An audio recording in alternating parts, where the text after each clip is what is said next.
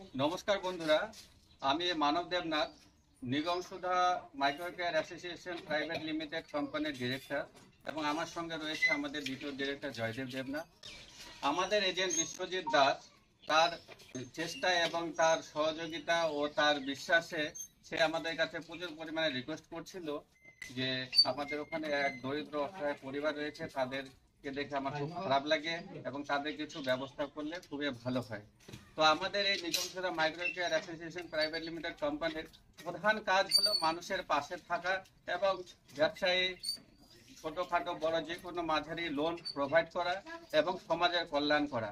তো সেই বিশ্বজিৎ দাসের কথায় এবং তার রিকোয়েস্টে আজকে আমরা হাজির হয়েছি পেটকে হরদিগঞ্জ এলাকায় এক অসহায় পরিবারের পাশে দাঁড়ানোর চেষ্টা করছি এবং যতটুকু পারবো আমাদের ফাইন্যান্সের পক্ষ থেকে তাদেরকে আমরা সহযোগিতা করব।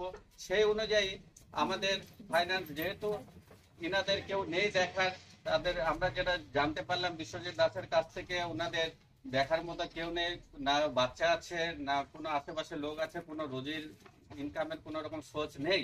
তো সেই চিন্তাধারা করে আমাদের ফাইন্যান্স এক ছোট্ট একটি সাহায্যের মাধ্যমে, জানি না কতদূর কি করতে পারবো, তো একটু দুবেলা যাতে একটু খেয়ে পরে বেঁচে থাকতে পারে সেরকম ব্যবস্থা আমাদের গ্রুপ করে দিচ্ছে। তো সেই অনুযায়ী আমাদের নিগম সুধা মাইক্রোকেয়ার অ্যাসোসিয়েশন প্রাইভেট লিমিটেড কোম্পানির পক্ষ থেকে একটি ফ্রি রেশন কার্ডের ব্যবস্থা করে দেওয়া হচ্ছে। এটার সাহায্যে এটা প্রত্যেক মাসে আজীবন, আজ থেকে যতদিন বেঁচে থাকবে, প্রত্যেক মাসে সেই রেশনের যা খরচা হবে সেই খরচা ব্যয় করবে আমাদের কোম্পানি।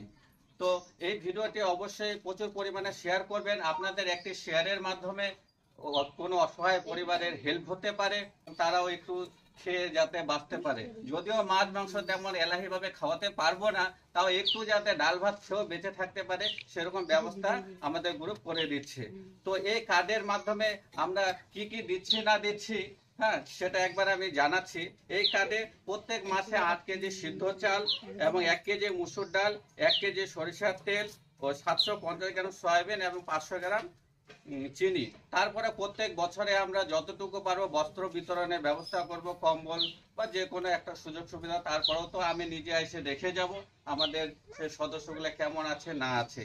এদের পাশে কেউ নেই, যাদের পাশে কেউ নেই তাদের পাশে আমরা সবসময় দাঁড়ানোর চেষ্টা করব।